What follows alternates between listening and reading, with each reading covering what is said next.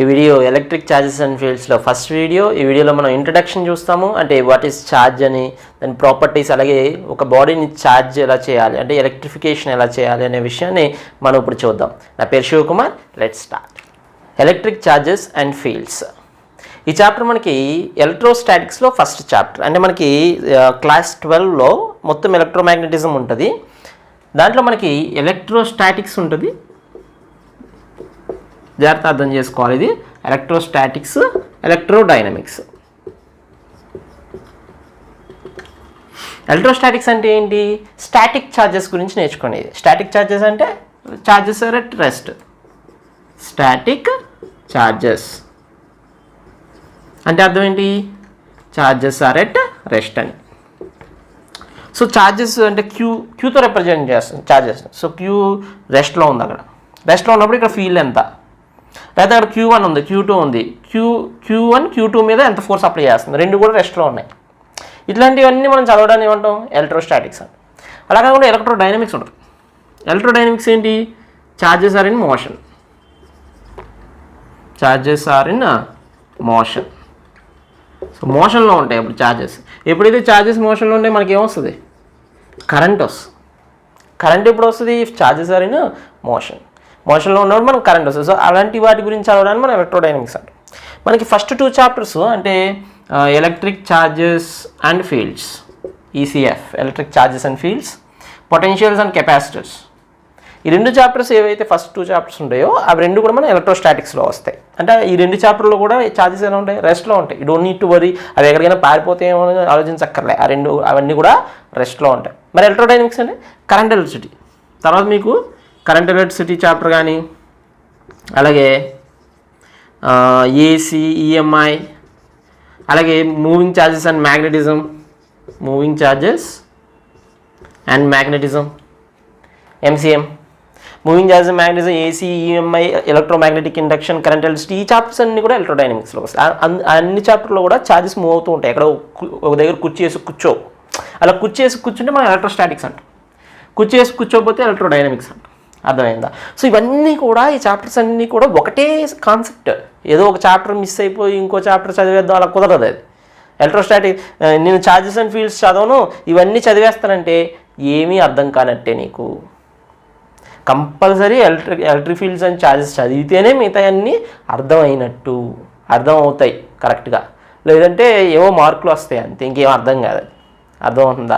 So ఇవన్నీ కూడా compulsory ఒకటే సబ్జెక్ట్. దాన్ని మన కన్వీనియంట్ కోసం మొక్కలు చేసుకున్నాము. ఇవి కాకుండా ఇంకేముంటాయి? క్లాస్ 12లో మోడర్న్ ఫిజిక్స్ ఉంటుంది.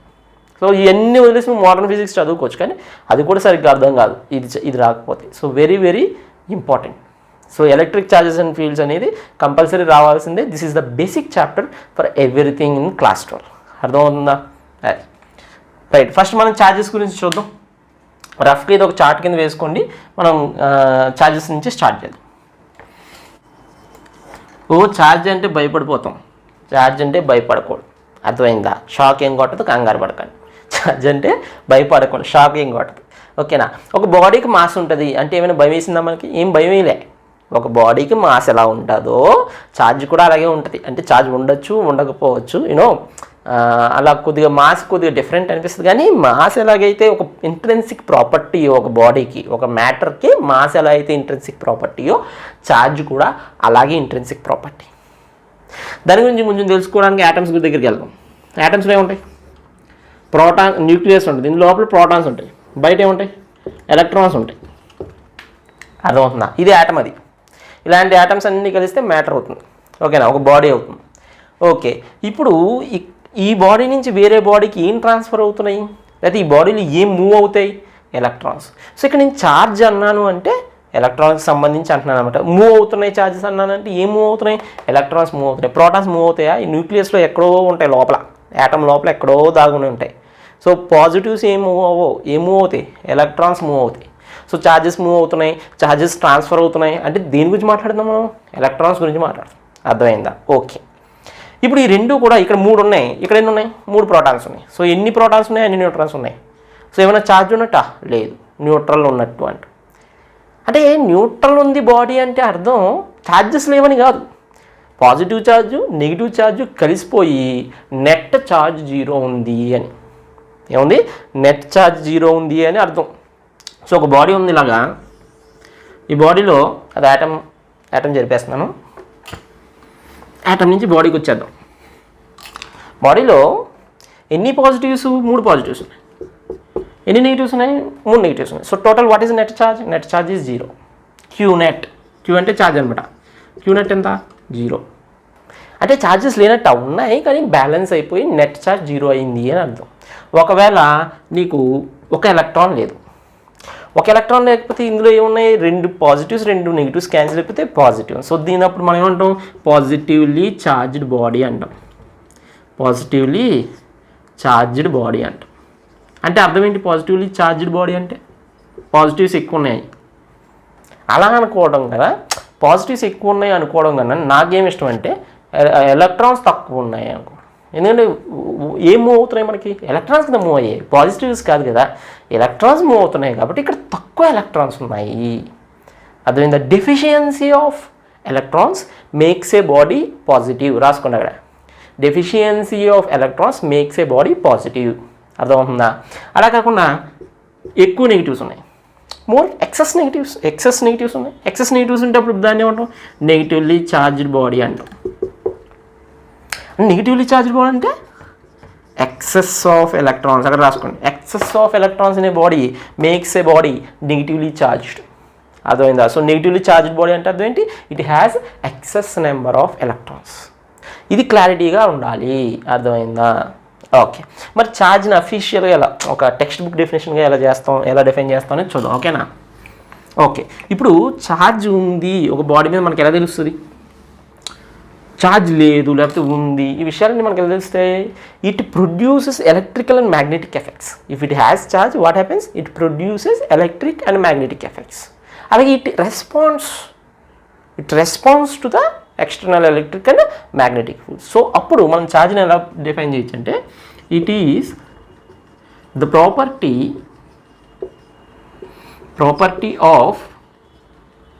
Of matter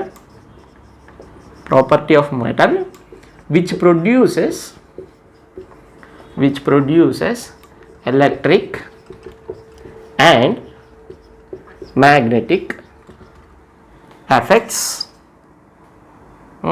which produces and or response to electric and magnetic fields. Okay.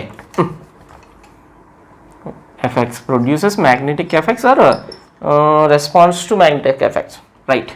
So it is the property of the matter which produces a response to the electric and magnetic effects అని చెప్పేసి సింపుల్గా మనం define చేయొచ్చు. అర్థమవుతుందా? What is the SI unit? What is the unit of charge అంటే ఏమంటాం? Charge unit coulomb. Symbol ఏంటి? Capital C. Capital C, small C కాదు, చాలామంది కన్ఫ్యూజ్ అవుతారు. క్యాపిటల్ సి అది. ఓకేనా? కూలోంబ్ అంటే అది. కూలోంబ్ మనం యూనిట్ అంటాం, ఎస్ఐ యూనిట్ రాసుకొని డెఫినేషన్ రాసుకొని మనం ప్రాపర్టీస్ ఆఫ్ ఛార్జెస్ చూద్దాం. అలాగే ఒక బాడీని ఛార్జ్ బాడీకి ఎలా మార్చాలి దాన్ని, అంటే process of charging a body, అది కూడా నేను టెక్నికల్గా చెప్తాను. ఎలక్ట్రిఫికేషన్ అంటాం. ఎలక్ట్రిఫికేషన్ అంటే ఏంటి? ఛార్జింగ్ ఏ బాడీని మనం ఏమంటాం? ఎలక్ట్రిఫికేషన్. ఒక బాడీకి ఛార్జ్ ఇవ్వడానికి మనం అంటాం ఎలక్ట్రిఫికేషన్ అంటాం. సో దీనికి ఎలా ఇస్తాం? దానికి కొన్ని మెథడ్స్ ఉన్నాయి. Charging by friction, charging by conduction, charging by induction. ఈ మెథడ్స్ కూడా మనం చూద్దాం. అలాగే ప్రాపర్టీస్ ఆఫ్ ఛార్జ్ కూడా చూద్దాం ఈ వీడియోలో. ఇక డైమెన్షనల్ ఫార్ములా కూడా రాయినా. డైమెన్షనల్ ఫార్ములా అంటే కరెంట్ ఈజీ క్వశ్చన్ ఏంటి? Q/T. ఇది నీకు తెలియకపోతే కంగారు పడకు. Current is nothing but rate of flow of charge. Charge ఎంత ఫాస్ట్గా వెళ్తే అంత కరెంట్ ఉన్నట్టు. అర్థమైందా? Simple formula. సో ఐకి యాంపియరు, అలాగే టైంకి సెకండ్ మనం ఏంటంటే capital T. So A into T dimension formula అంటే. ఓకేనా? సో ఇక్కడ గుర్తుపెట్టుకోవాల్సింది ఏంటి? Unit is coulomb, capital C. Note చేసుకోండి. మనం మెథడ్స్ చూద్దాం. Charging a body. ఓకేనా? First method charging by friction.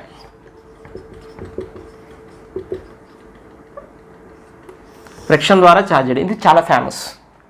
చిన్నప్పుడు నాకు చాలా హెయిర్ ఉండేది, ఇప్పుడు అంటే కొద్దిగా తక్కువ. చిన్నప్పుడు బాగుండేది. అయితే ఆ హెయిర్ని బాగా వెనక్కి బాగా దువ్వేవాడిని. బాగా దువ్వితే ఏమయ్యేదంటే ఆ హెయిర్ అతుక్కుపోయేది, కోమ్కి బాగా దువ్వుతాం కదా, దువ్వానికి అతుక్కుపోయేది. ఆ హెయిర్ కూడా ఇలా ఇలాగా నిలబడేది అనమాట. ఎందుకు నిలబడేది అంటే, ఎందుకు అతుక్కుపోయేది, ఎందుకు నిలబడేది అంటే, మనం ఎప్పుడైతే రబ్ చేస్తామో, ఒక సర్ఫేస్ని ఇంకో సర్ఫేస్తో రబ్ చేస్తామో, ఒక దగ్గర నుంచి ఎలక్ట్రాన్స్ ఇంకో దగ్గరికి వెళ్తాయి. అంటే ఇలాగా ఒక గ్లాస్ రాడ్ ఉంది, గ్లాస్ రాడ్ని అంటే it all depends on pair of substances. దేంతో రబ్ చేస్తున్నాం ఈ అన్నింటి మీద డిపెండ్ అయి ఉంటుంది. ఇప్పుడు ఒక గ్లాస్ తీసుకున్నాను, ఒక సిల్క్ క్లాత్ తీసుకున్నాను. దిస్ ఇస్ గ్లాస్ రాడ్, ఇదేమో సిల్క్ క్లాత్. ఓకేనా, రైట్. ఇప్పుడు ఈ గ్లాస్ రాడ్ని సిల్క్ దాంతో రుద్దాయి. ఫర్ ఎగ్జాంపుల్ సిల్క్ అనుకో, ఇది గ్లాస్ రాడ్ అనుకో, ఇట్లా రుద్దాయి అనమాట. రుద్దితే ఏమవుతుంది, ఇక్కడ ఉన్న ఎలక్ట్రాన్స్, గ్లాస్ రాడ్లో ఉన్న ఎలక్ట్రాన్స్ దీంట్లోకి వెళ్తాయి. అంటే అప్పుడు ఇందులో ఏమవుతుంది, excess of deficiency of electrons అవుతుంది. అప్పుడు ఈ బాడీ ఏమవుతుంది, పాజిటివ్లీ ఛార్జ్డ్ బాడీ అంటాం. ఎందుకంటే దీనికి సంబంధించిన ఎలక్ట్రాన్స్ని పీకేసాం, ఈ పాజిటివ్కి సంబంధించిన ఎలక్ట్రాన్స్ని పీకేసి అందులో పంపించాం. అది అందులో ఎక్సెస్ ఆఫ్ ఎలక్ట్రాన్స్ ఉన్నాయి. సో ఇది నెగిటివ్గా ఛార్జ్ అవుతుంది, ఇదేమో పాజిటివ్గా ఛార్జ్ అవుతుంది. అర్థమవుతుందా? సో ఫ్రిక్షన్ యూజ్ చేసాం. అలాగే ఇప్పుడు కోమ్తో దువ్వాము, దువ్వాన్లో నుంచి ఎలక్ట్రాన్స్ ఈ హెయిర్ తీసేసుకుందనుకో, హెయిర్ అంతా ఏమవుతుంది, నెగిటివ్ ఛార్జ్ అవుతుంది. దువ్వాన్ ఏమవుతుంది, పాజిటివ్ ఛార్జ్ అవుతుంది. అప్పుడు దాన్ని తీసుకెళ్ళి చిన్న చిన్న పేపర్ ముక్కల మీద పెట్టి, మీరు ఆల్రెడీ చేసి ఉంటారు చిన్నప్పుడు, ఆ పేపర్ ముక్కలు ఏమవుతాయి, అతుక్కుంటాయి. అలాగే హెయిర్ ఇదంతా కూడా ఒకటే ఎలక్ట్రిక్ ఛార్జ్, మొత్తం ఎలక్ట్రాన్స్ ఉన్నాయి కదా, ఎక్సెస్ ఆఫ్ ఎలక్ట్రాన్స్ అన్నీ నెగిటివ్ కదా హెయిర్ అంతా. సో రిపెల్ అయ్యి హెయిర్ ఇలా నిలబడుతుంది అనమాట. అర్థమైందా, హెయిర్. ఓకే, ఇప్పుడు గ్లాస్ రాడ్ మనం రబ్ చేస్తే ఇలా వచ్చింది కదా. అయితే ఇప్పుడు మనకు తెలుసు ఎలక్ట్రాన్స్, ఈవెన్ మన ముత్తాతలకి ఎప్పుడెప్పుడో వాళ్ళకి తెలియదు కదా ఎలక్ట్రాన్స్ గురించి. యాటమ్స్ అవి ఎప్పుడు తెలిసింది మనకు, 100 సంవత్సరాల క్రితం తెలిసింది. 100 సంవత్సరాలు ఈ స్టాటిక్ ఎలక్ట్రిసిటీ గురించి మన వాళ్ళకి కొన్ని వేల సంవత్సరాల నుంచి తెలుసు. వాళ్ళకి ఈ ఎలక్ట్రాన్స్ ఇవన్నీ తెలియదు. ఇప్పుడు ఫర్ ఎగ్జాంపుల్ ఇలా రబ్ చేసినప్పుడు ఈ రెండు అట్రాక్ట్ అవుతున్నాయని అబ్జర్వ్ చేశారు. రబ్ చేస్తే ఈ రెండు ఏమవుతాయి, అట్రాక్ట్ అవుతాయి. అందుకే opposite charges attract each other. ఇప్పుడు ఇలా రబ్ చేసిన ఇంకో రాడ్ ఉందనుకో, ఈ రాడ్ కూడా ఏంటి, పాజిటివే. ఈ రాడ్ దగ్గర పెడితే ఏమవుతాయి, రిపెల్ అవుతాయి. So something is flowing from this to that అని మాత్రం తెలిసింది వాళ్ళకి. ఇందులోంచి అందులోకి ఏదో ఫ్లో అవుతుంది, ఇది ఒక రకమైన ఆబ్జెక్ట్ అవుతుంది, అది ఒక రకమైన ఆబ్జెక్ట్ అవుతుంది. ఈ సేమ్ ఆబ్జెక్ట్స్ని దగ్గర పెట్టినప్పుడు రిపెల్ అవుతున్నాయి, ఆపోజిట్ ఆబ్జెక్ట్ని దగ్గర పెట్టినప్పుడు అట్రాక్ట్ అవుతున్నాయి. ఈ విషయాలన్నీ అబ్జర్వ్ చేశారు. అర్థమైందా? That is the curiosity humans has. Okay, charging by friction Anu. So ఇలా రఫ్ చేయడం ద్వారా సబ్స్టెన్సెస్ ఏమవుతున్నాయి, ఛార్జ్ అవుతున్నాయి. ఇక్కడ మోషన్లో ఉన్నవి ఏంటి, what are transforming, positive charges transform అవుతున్నాయా, లేదు, only electrons transform. That is very very important. Electrons transfer from one body to other. Very very important point. అర్థమైందా? Glass becomes positively charged, silk cloth becomes negatively charged. అంటే depends on the pair అనమాట. ఆ pair of materials మీద depend అయి ఉంటుంది.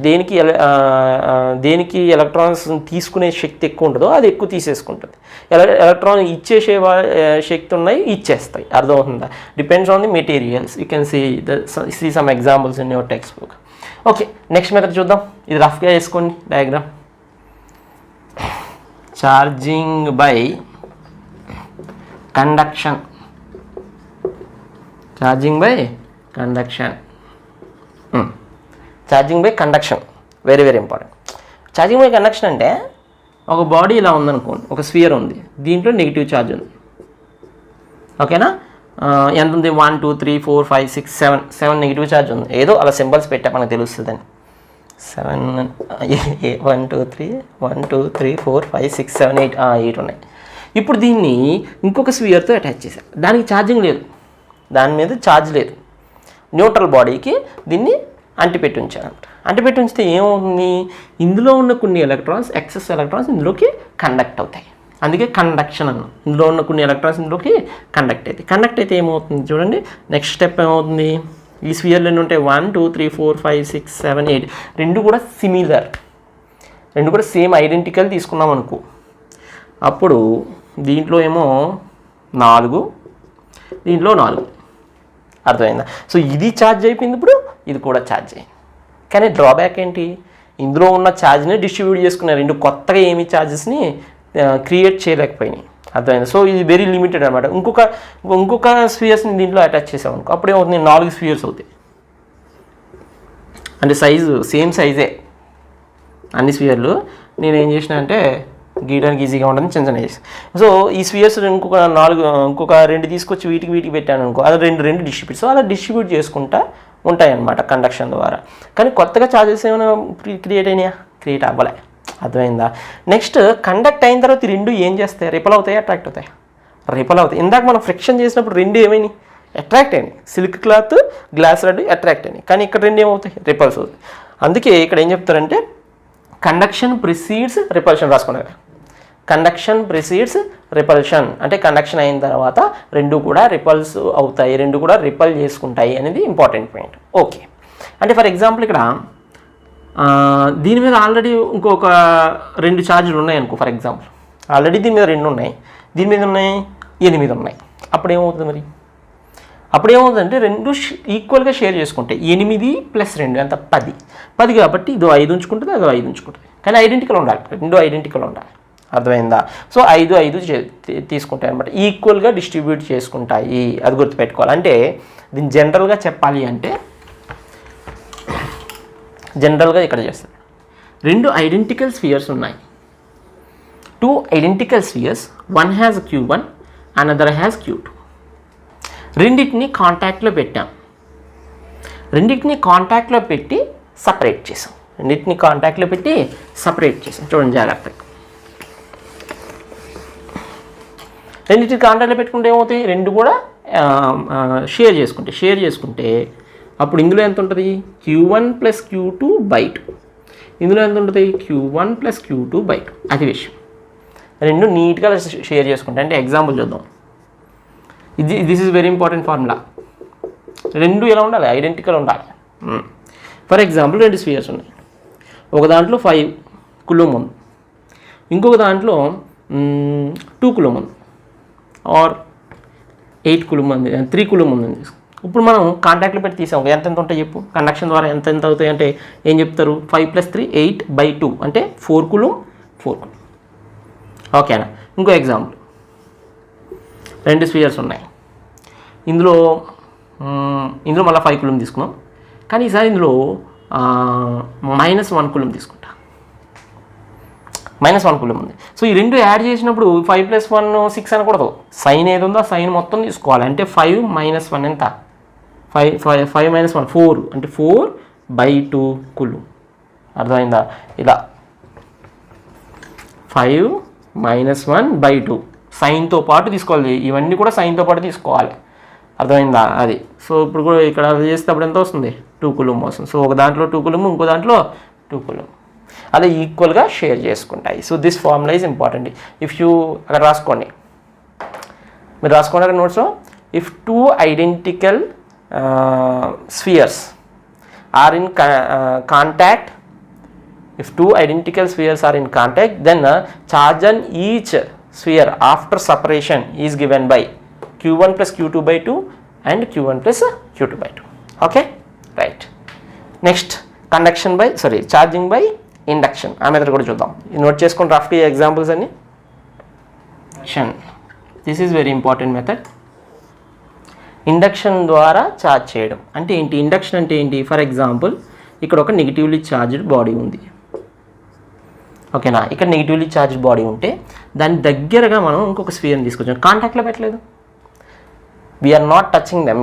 Okay, మనం అవి కాంటాక్ట్లో పెట్టలే, కొంచెం దూరంగా పెట్టాం. దూరంగా పెడితే ఏముంది, ఈ నెగిటివ్ ఛార్జ్ ఈ బాడీలో ఉన్న పాజిటివ్ ఛార్జ్ని అట్రాక్ట్ చేసుకుంటాం ఇటువైపుకి. సో అటువైపు ఏముంటుంది, ఈక్వల్గా నెగిటివ్ ఛార్జ్ అవుతుంది. సో ఇటువైపు ఉన్న నెగిటివ్ ఛార్జ్ ఏం చేస్తుంది, ఇక్కడ ఉన్న పాజిటివ్ ఛార్జ్, ఈ బాడీలో ఉన్న పాజిటివ్ ఛార్జ్ని ఇటువైపు తీసుకొచ్చింది, నెగిటివ్ ఛార్జ్ని అటువైపుకి తీసుకెళ్ళింది. అలా అయిన తర్వాత ఇది ఫస్ట్ స్టెప్. సెకండ్ స్టెప్లో ఏం చేస్తాం, ఇదంతా నెగిటివ్ ఛార్జ్ అలా ఉంది. ఓకేనా? సెకండ్ స్టెప్లో ఏం చేస్తాం, ఈ స్ఫియర్కి, అంటే ఇక్కడ స్ఫియరే ఉండక్కర్లే, ఏదైనా ఉండొచ్చు. ఫర్ ఎగ్జాంపుల్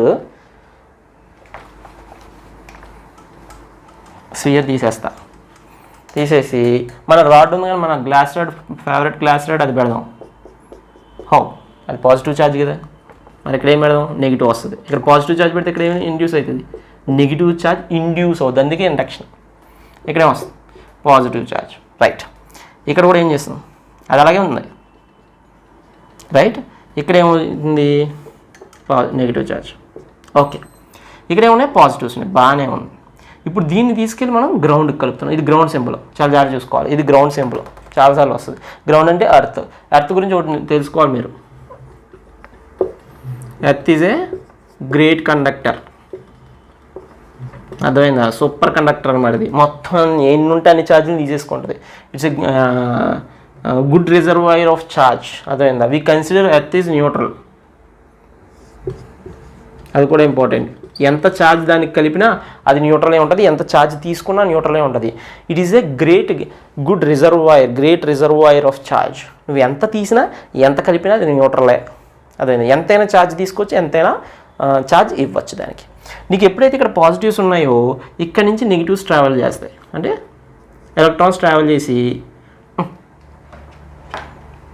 ఎర్త్కి కనెక్ట్ చేయగానే ఏమవుతుంది, ఇక్కడ పాజిటివ్స్ ఉన్నాయి కదా, పాజిటివ్స్ ఉన్నాయి కాబట్టి ఇక్కడ నుంచి నెగిటివ్స్ ట్రావెల్ చేసి ఆ పాజిటివ్స్ అన్నీ నల్లిఫై చేస్తాయి. ఇవన్నీ కలిసిపోయి నల్లిఫై అయిపోతాయి అన్నమాట. నల్లిఫై అయిపోయిన తర్వాత మనం కనెక్షన్ తీసేస్తాం, ఈ రాడ్ను కూడా తీసేస్తాం, రెండింటినీ తీసేసాం. థర్డ్ స్టెప్లో ఏముంటుంది, థర్డ్ స్టెప్లో you have a sphere with negative charge.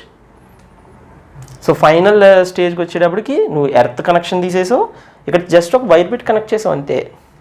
ఈ రాడ్ కూడా తీసేస్తే అప్పుడు మనకి ఫైనల్గా ఏం మిగిలింది, ఒక స్ఫియరు, దాంట్లో ఛార్జ్. ఇక్కడ రాడ్ ఏమైనా మారిందా, రాడ్ ఏమైనా ఛార్జ్ దాన్ని ఇచ్చిందా, ఇవ్వలే. ఇందులోనే మనం ఛార్జ్ని పుట్టించాం. అంటే పుట్టించడం అంటే ఎర్త్ నుంచి తీసుకున్నాం. యాక్చువల్గా ఎక్కడి నుంచి తీసుకున్నాం, earth is a big reservoir, so earth నుంచి మనం తీసుకున్నాం. ఇలా ఎన్ని బాడీస్ నువ్వు తయారు చేయగలవు, charged bodies with one single rod, infinite number of spheres మనం తయారు చేసుకోగలుగుతాం. అందుకే induction is a very effective method, because దీంట్లో ఏమవుతుందంటే ఎన్నన్నా నువ్వు తయారు చేసుకోవచ్చు, ఎన్ని బాడీస్ అన్నా మనం తయారు చేసుకోవచ్చు. మరి ఇండక్షన్ తర్వాత ఇది ఏం ఆపోజిట్ ఛార్జెస్ వచ్చినాయా, సేమ్ ఛార్జెస్ వచ్చినాయా, ఆపోజిట్ ఛార్జెస్ వచ్చినాయి. ఆపోజిట్ ఛార్జెస్ వస్తే అట్రాక్షన్, రిపల్షన్, అట్రాక్షన్. అందుకే మనం ఏమంటాం అంటే అక్కడ పాయింట్ రాసుకోవాలి, induction precedes attraction, conduction precedes repulsion, induction precedes attraction. Very important. ఇది రఫ్గా డయాగ్రామ్స్ వేసుకోండి, ఐడియా గుర్తుండాలి. ఎర్త్ గురించి నేర్చుకున్నారు కదా, it's a good conductor and it is always neutral and it is a big reservoir of charge. Note చేసుకోవాలి.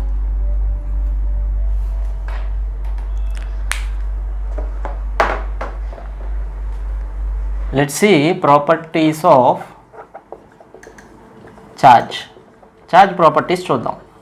ఇప్పుడు already ఒకటి చూసాం, ఏంటది, like charges attract each other and unlike charges repel each other. అది very important, first point రాసుకోండి. Like charges అంటే positive, negative. They repel each other. Like charges repel each other. Same gender repel చేసుకుంటే కదా అట్లా. Unlike charges attract each other. So that is first property. Second property ఏంటి, charge conserves. Very very important. Charge is conserved. Very very important. అంటే ఒక isolated system తీసుకున్నాం అనుకో, దాని charge ఎప్పుడు ఫిక్స్డ్గా ఉంటుంది. ఒక ఐసోలేటెడ్ చేసేది అంటే ప్రపంచానికి సంబంధం లేకుండా ఒక వస్తువు తీసుకున్నాం, దాని మీద 10 కూలుం ఛార్జ్ ఉందనుకో, ఎప్పటికీ అది 10 కూలుమే ఉంటుంది, మారదక. అంటే ఇంకొక విషయం, ఇంకొకలాగా చెప్పాలంటే charge can neither be created nor be destroyed అని చెప్పొచ్చు. ఛార్జ్ని సృష్టించలేవు, అంతం చేయలేవు అని చెప్పచ్చు. అంటే ఇది కొంచెం మిస్లీడింగ్గా ఉంటుంది. యాక్చువల్గా ఛార్జ్ని సృష్టిస్తారు. ఫర్ ఎగ్జాంపుల్ ఒక న్యూట్రాను, ఒక ప్రోటాను, ఒక ఎలక్ట్రాన్ కింద విభజించబడుతుంది. కానీ అక్కడ ఏం జరిగింది, ఒక ప్రోటాను, ఒక ఎలక్ట్రాన్ అంటే equal and opposite charges create అయినాయి, కాబట్టి టోటల్ ఏమైంది, 0 అయింది. అర్థమైందా?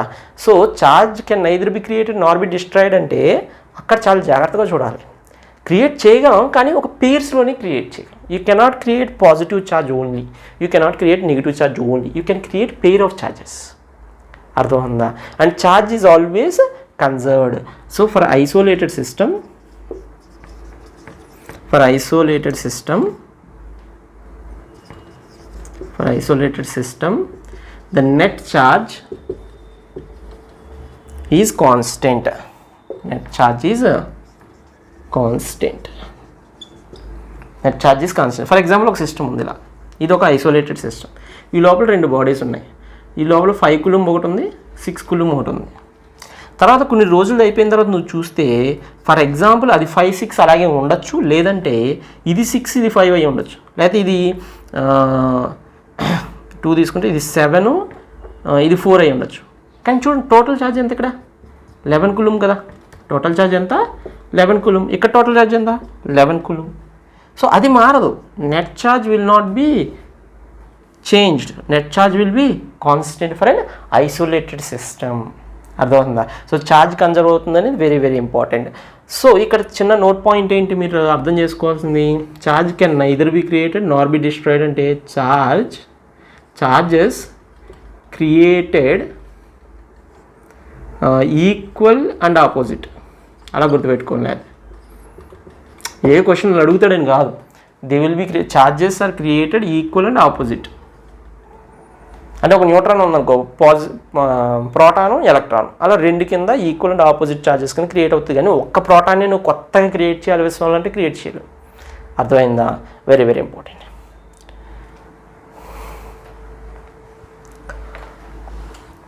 Next property, charge is invariant. Charge is invariant అంటే అర్థమైంది, charge of the body will not change if it is moving. అది మోషన్లో ఉంది కదా అని ఛార్జ్ చేంజ్ అవ్వదు. Very good.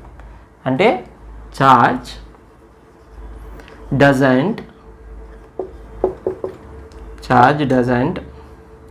డిపెండ్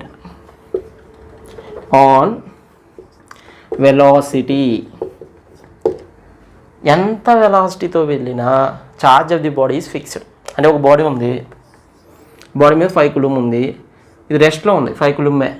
అలా కాకుండా ఇది కొన్ని వేల కిలోమీటర్లు 10,000 కిలోమీటర్ల పర్ సెకండ్తో వెళ్తుంది, అయినా కానీ charge is fixed. Charge will not change. కానీ మాస్ అలా కాదు. Mass is a variant quantity. Mass of the body ఏంటి? Mass of the body is equals to m0/√1 - v/c². అది ఎక్కడ చూస్తారు? రిలేటివిటీలో చూస్తారు. మీరు హైయర్ స్టడీస్కి వెళ్ళినప్పుడు రిలేటివిటీలో చూస్తారు. ఏంటది?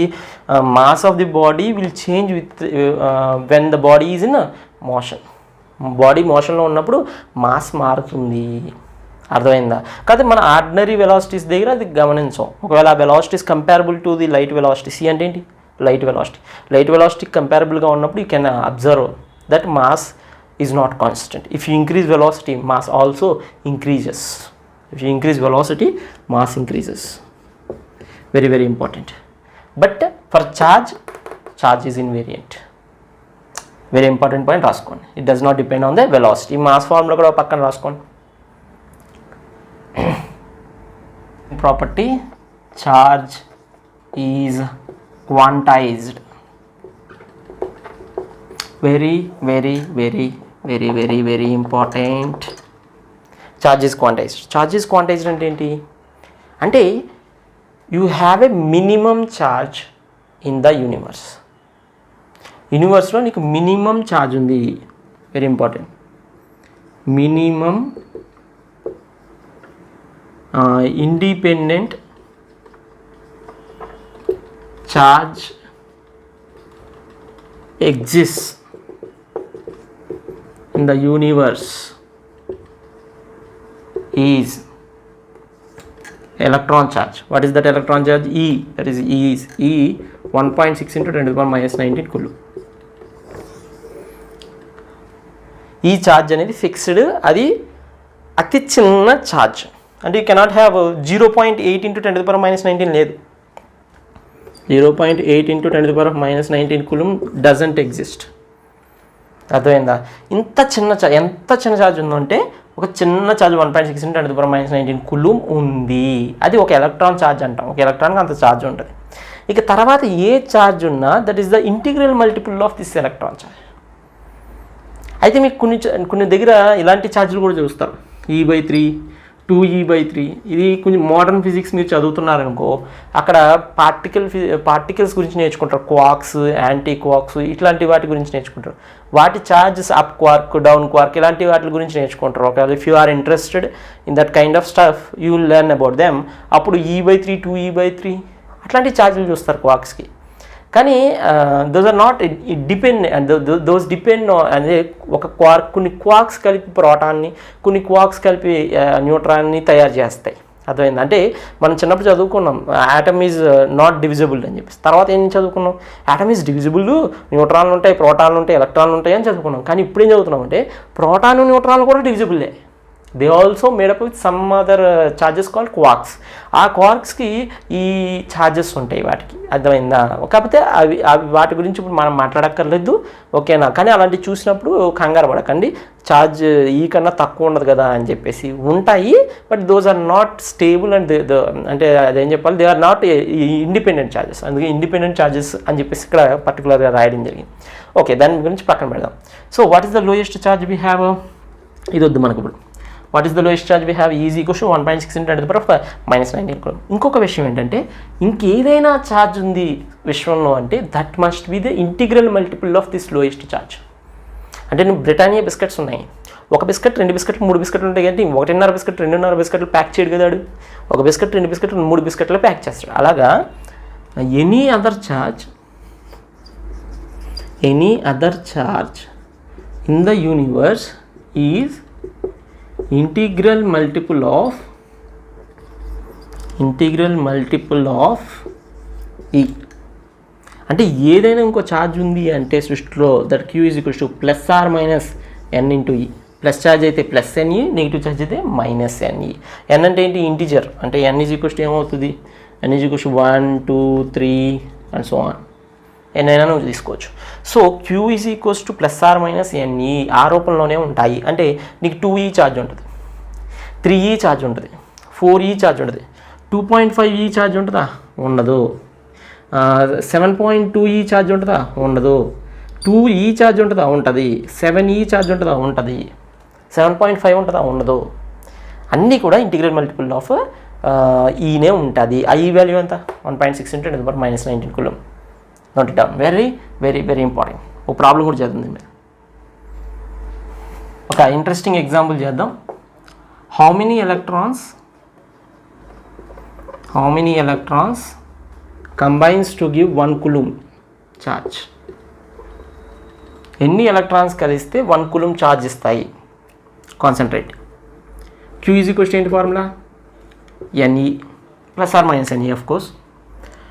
q ఇప్పుడు మనకి what is the charge we need? 1 coulomb. So 1 is equals to n × e. What is e? 1.6 × 10⁻⁹. So how many electrons అంటే ఏం చెప్తావు? n is equals to 1/1.6 × 10⁻⁹. 1/1.6 అంటే మనకి 0.625. ఇది గుర్తుపెట్టుకోవాలి, చాలాసార్లు వస్తుంది అందుకు. అంటే n ఈజ్ ఈక్వల్స్ టు సింపుల్గా ఏం చెప్పచ్చు? 6.25 × 10⁻18. ఎన్ని ఎలక్ట్రాన్స్ చూడండి. ఒక్క కూలుంబ్ ఛార్జ్ కావడం కోసం నీకు 10⁻18 ఎలక్ట్రాన్స్ కావాలంట. చాలా పెద్ద నెంబర్. అంటే coulomb is a very huge number, very huge charge. Okay, coulomb is very huge charge. అది చాలా జాగ్రత్తగా గుర్తుపెట్టుకోండి. అర్థమైందా? ఎన్ని ఎలక్ట్రాన్స్ కావాలి మనకి? 10⁻18 ఎలక్ట్రాన్స్ కలిస్తే కానీ మనం కూలుంబ్ తయారు చేయలేదు. కూలుంబ్ అనేది చాలా హ్యూజ్ ఛార్జ్. అందుకే మనకి ఎక్కువగా ఛార్జ్ ఇందులో usually q is in milli coulomb, micro coulomb. ఎక్కువగా మైక్రో కూలుంబ్స్లో ఉంటుంది. అర్థమైందా? అలా ఎక్స్ప్రెస్ చేస్తాం, మైక్రో కూలుంబ్స్లో ఎక్స్ప్రెస్ చేస్తూ ఉంటారు ఎక్కువగా. అర్థమైందా? నీకు ఎక్కడైనా ఛార్జెస్ ఉన్నాయనుకో 9 మైక్రో కూలుంబ్, 7 మైక్రో కూలుంబ్ ఇలా చెప్తారు. ఎందుకు చెప్తారు? Coulomb is a very very big unit. అది నోట్ చేసుకో. ఓకే, ఇంపార్టెంట్ పాయింట్స్ గురించి చూడండి అమ్మా. వెరీ వెరీ ఇంపార్టెంట్ పాయింట్స్ ఇవి, IMP points. A body can have mass without charge. ఇప్పుడు నాకు మాస్ ఉంది, నాకేమైనా ఛార్జ్ ఉందా? ఈ పెన్కి మాస్ ఉంది, ఛార్జ్ ఉందా? లేదు.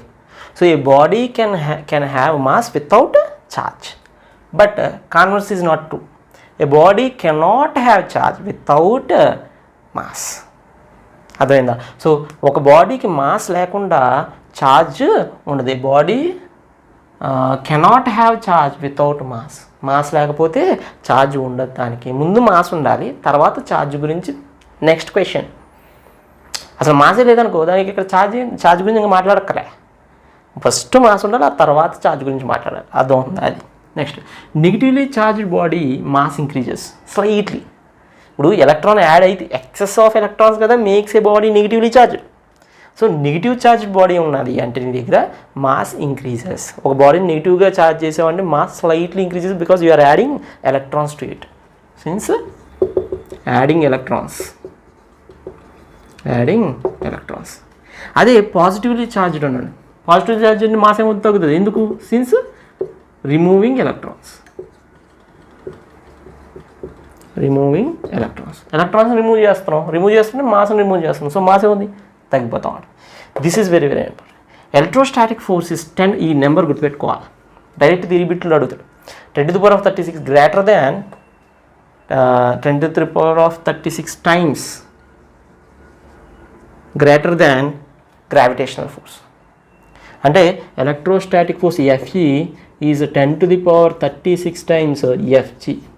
Very very very important. అంటే ఎంత పెద్దదో చూడండి. Electrostatic force is 10⁻36 enormous number.